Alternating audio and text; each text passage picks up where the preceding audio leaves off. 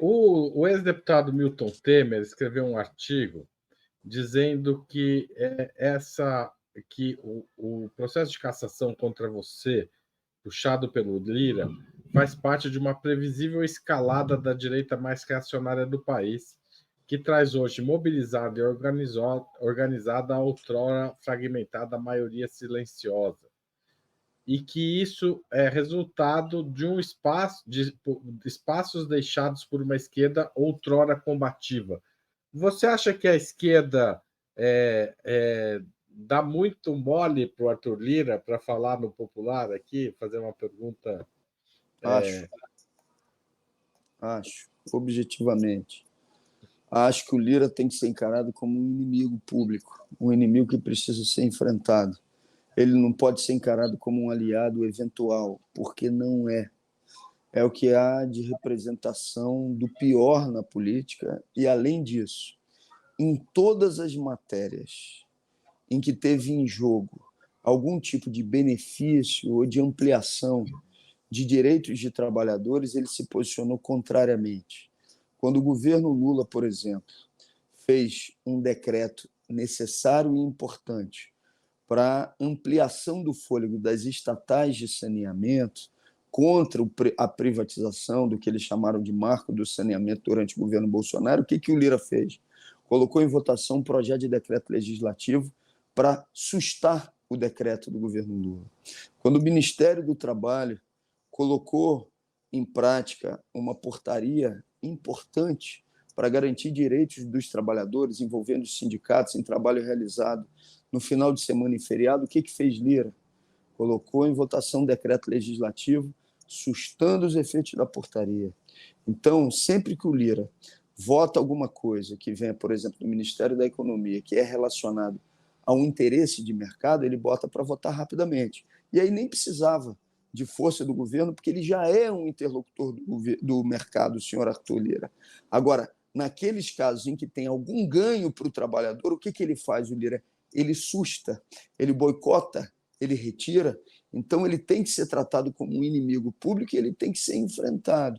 Na minha avaliação, esse tem que ser um enfrentamento a ser realizado pelo conjunto das forças de esquerda, por aquelas que têm radicalidade política e até pelas forças consideradas mais moderadas, porque não tem o menor cabimento um sujeito como Arthur Lira continuar tendo o poder que tem. Glauber, eu vou ler aqui, a gente tem novos membros pagantes, então eu queria agradecer o Werner Piana, o Ricardo Guanabara Leal, o Maurício Corrêa, mas queria agradecer também o Carlos Alberto Campos Lima, que mandou um superchat. Valeu, deputado Glauber Braga. Valeu, Carlos. Dia, o Remo Birajara também está mandando. Camaradas, bom dia a todos. Glauber fica. E a Sueli Cruz mandou um superchat. Obrigado, Sueli, de R$50, muito obrigado. Falando o seguinte: utilizando a metáfora do título, o título da conversa é Como Enfrentar o Dragão da Maldade. Glauber Braga, Como Enfrentar o Dragão da Maldade, Arthur Lira. Utilizando a metáfora do título, o deputado Glauber está se tornando cada vez mais um leão na defesa dos direitos dos mais simples.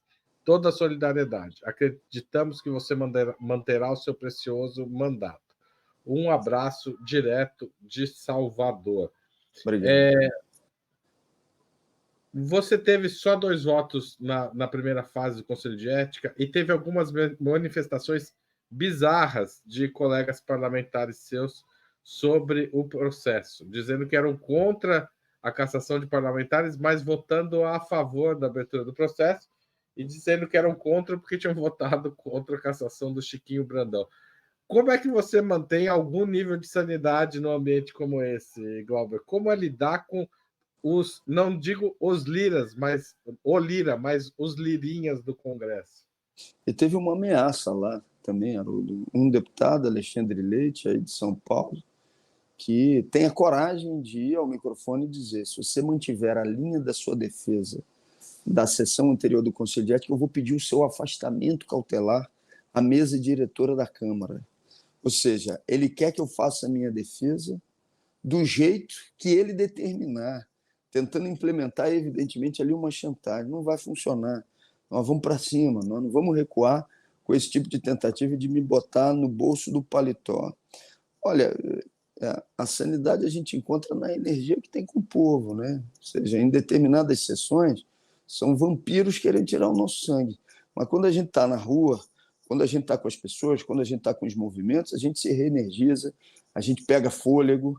E eu acho que o trabalho de um parlamentar de esquerda tem que ser prioritariamente a construção e a organização da luta na rua.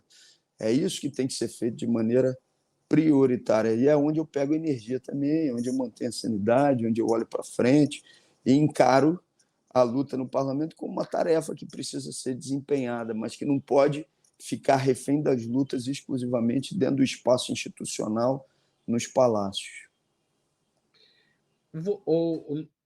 A sua tentativa de cassação lembra, de uma certa forma, aquele processo movido contra as parlamentares de esquerda, né? O Lira fez uma pressão enorme para que a Juliana Cardoso, a Fernanda Melchiona, e outras parlamentares, acho que a própria Sâmia estava nesse processo, se não me engano, fossem cassadas com acusações absurdas e que jamais levaram ninguém para o Conselho de Ética.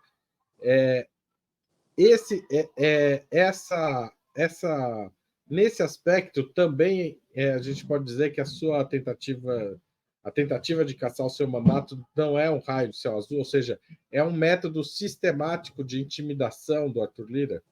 É, sistemático. Naquele caso em específico, a tentativa de caçar deputadas de esquerda, deputadas de luta, evidentemente também com uma orientação machista, porque naquele momento eles colocaram só mulheres no Conselho de Ética. Agora, nesse caso, a coisa acabou evoluindo para uma situação mais grave, porque nos outros casos envolvendo parlamentares de esquerda, a admissibilidade não foi aceita. De 34 processos no Conselho de Ética, só 2 tiveram admissibilidade aceita nessa legislatura, que foi a do Chiquinho Brazão e agora o meu caso, né? Então, daí também se vê a gravidade. É um caso onde eu vou ter que apresentar testemunha, onde eu vou ter que apresentar provas, onde vai ser uma espécie de julgamento mesmo, né? E, ao final dessa etapa, já se vota no Conselho e se leva ao plenário. Por isso, o tempo é mais curto.